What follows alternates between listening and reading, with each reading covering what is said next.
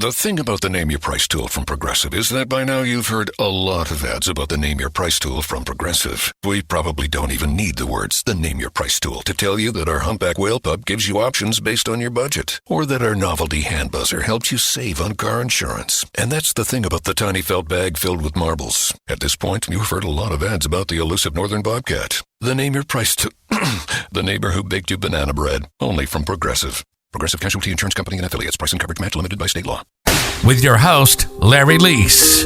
Join us every week this season as we dive into the life and crimes of serial killers. From the butcher baker, Robert Hansen, to the Golden State Killer, Joseph D'Angelo.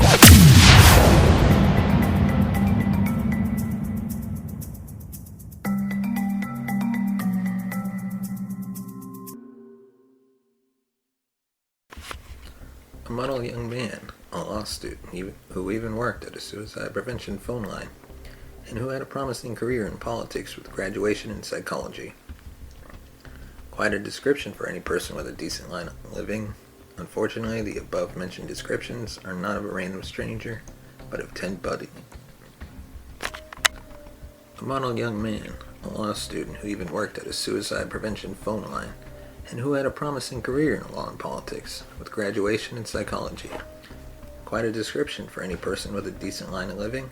Unfortunately, the above-mentioned descriptions are not of a random stranger, but of Ted Bundy, the notorious serial killer. Welcome to the True Crime Never Sleeps podcast. And now the birth and childhood of Ted Bundy. Eleanor Louise Cowell, who went by Louise, was 22 years old and unmarried when she gave birth to her son Ted. Ted's father may have been a Lloyd Marshall, an Air Force veteran and a Penn State graduate, according to Ann Rule, a co-worker of Ted's and the author of the book The Stranger Beside Me. Other sources had Ted's father's name as Jack Worthington, while some rumors had it that his father was also his grandfather.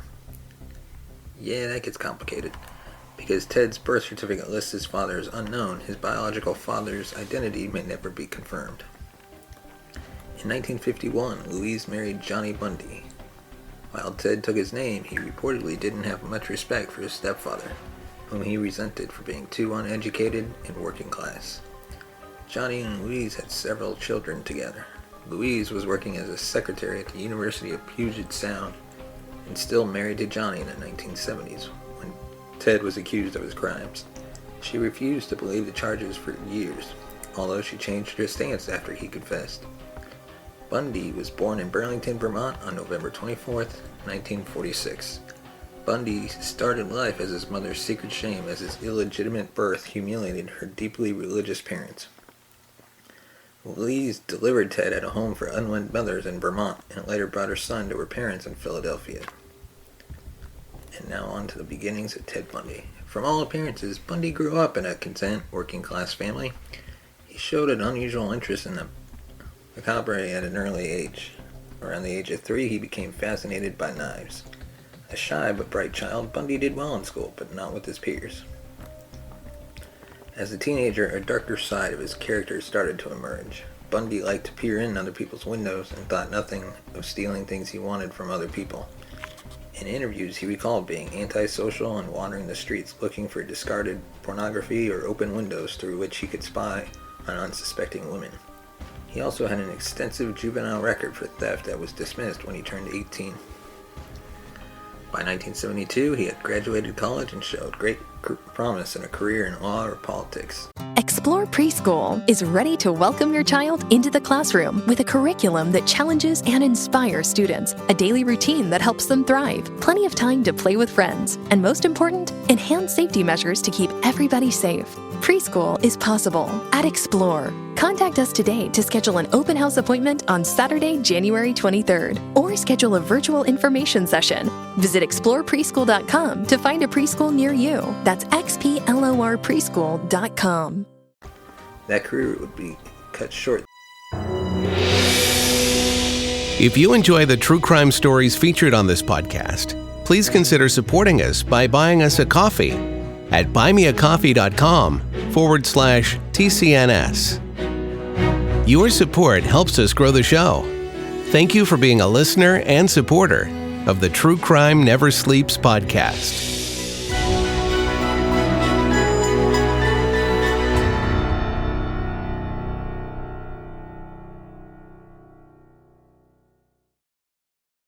discovered his true passion, viciously assaulting his earliest confirmed victim in 1974.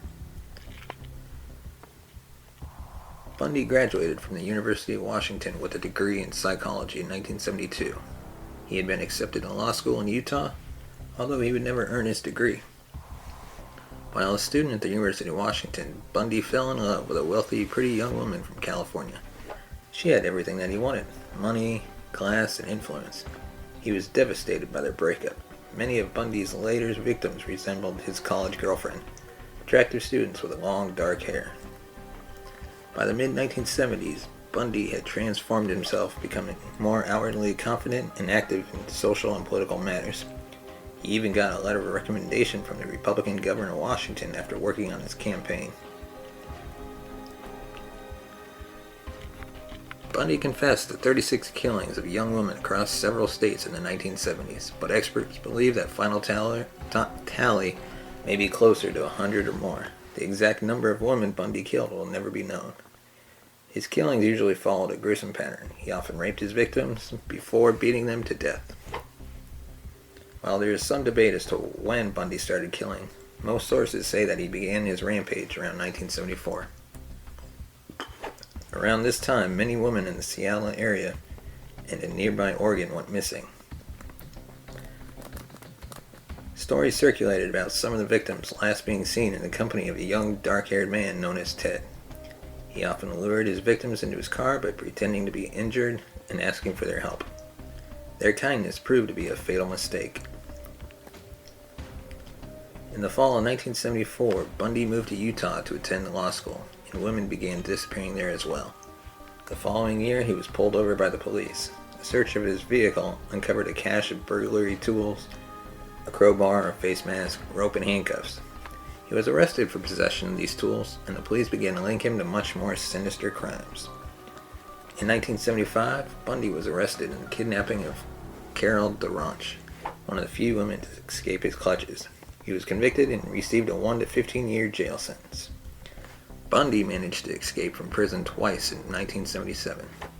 The first time he was indicted on murder charges for the death of a young Colorado woman and decided to act as his own lawyer in the case. During a trip to the courthouse library, he jumped out a window and made his first escape. He was captured 8 days later. You would think these guys would learn. In December, Bundy escaped from custody again. Climbed out of a hole he made in the ceiling of his cell, having dropped more than 30 pounds to fit through the... Good afternoon. Would you like to try a free sample of our double fudge brownie? Oh, sure. That's very good. I'll just take one more, just to be sure. Yep, still very good. Some things never change, like never being able to take just one free sample. And Geico saving folks lots of money on their car insurance. Is that macadamia nut I taste? Let me take one more. Sir, Yeah, I thought so. 15 minutes could save you 15% or more. At Jewelers Mutual, we're a little obsessed with jewelry. Obsessed like auctioneers with talking fast. 50, we're going to sold. Pop stars with auto-tune. Yeah.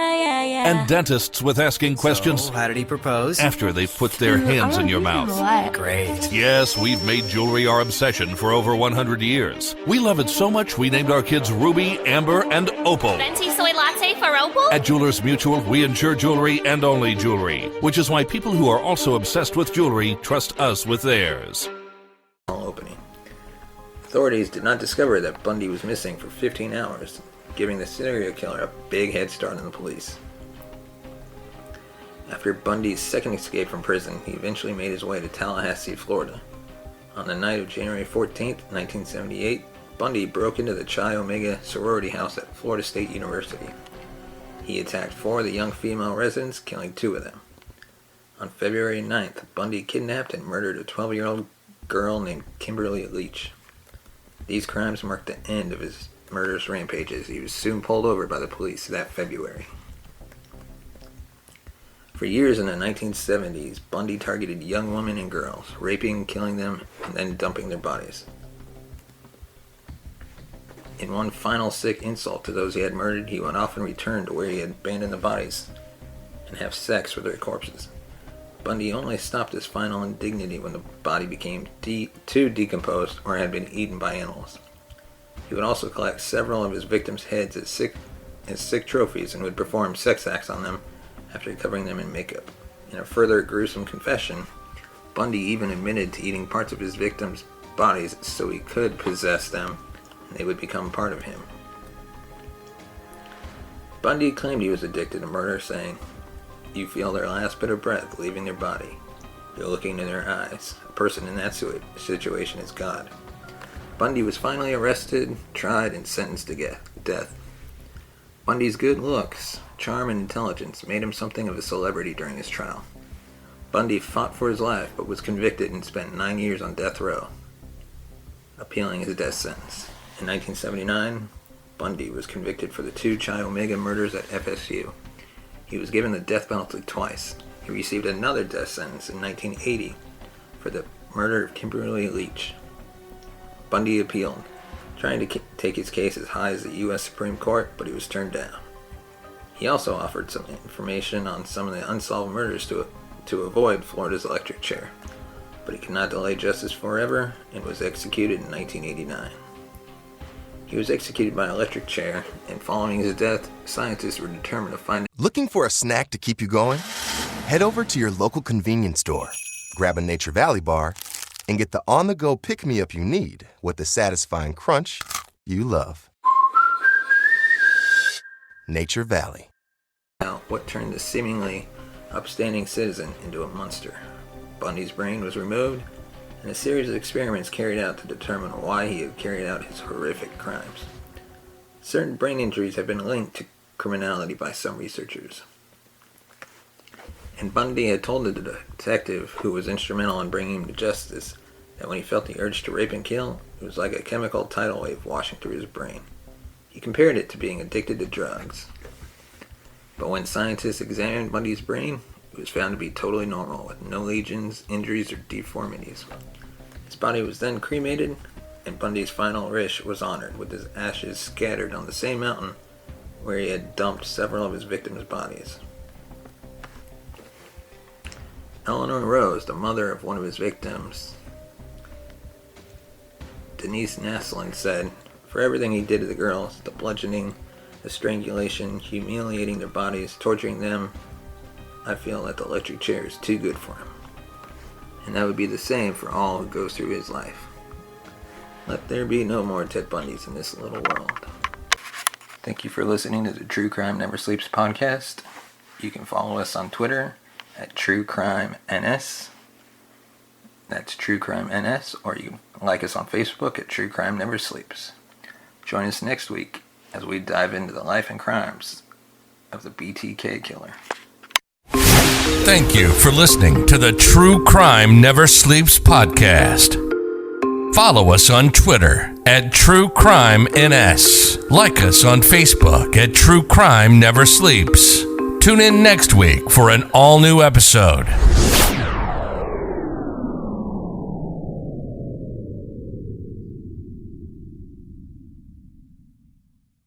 Hey Dallas, as we enter the new year, it's the perfect time to start planning for your healthy, pest-free lawn with True Green, America's #1 lawn care company. True Green's science-based approach and local expertise will help give your lawn the year-round care it needs to be thick and weed-free. Go to truegreen.com/radio to take advantage of our special New Year's offer and save 50%. Just call 1-877-379-3504 or go to truegreen.com/radio today to take advantage of this limited-time offer for a greener, healthier lawn that you can be proud of.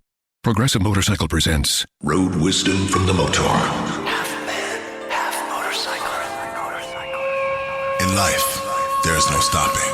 Don't stop. But if you do, make sure no one is behind you.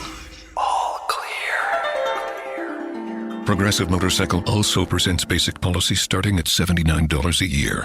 Progressive Motorcycle, for those who were born to ride. Progressive Casualty Insurance Company and affiliates. Annual premium for basic liability policy is not available in all states.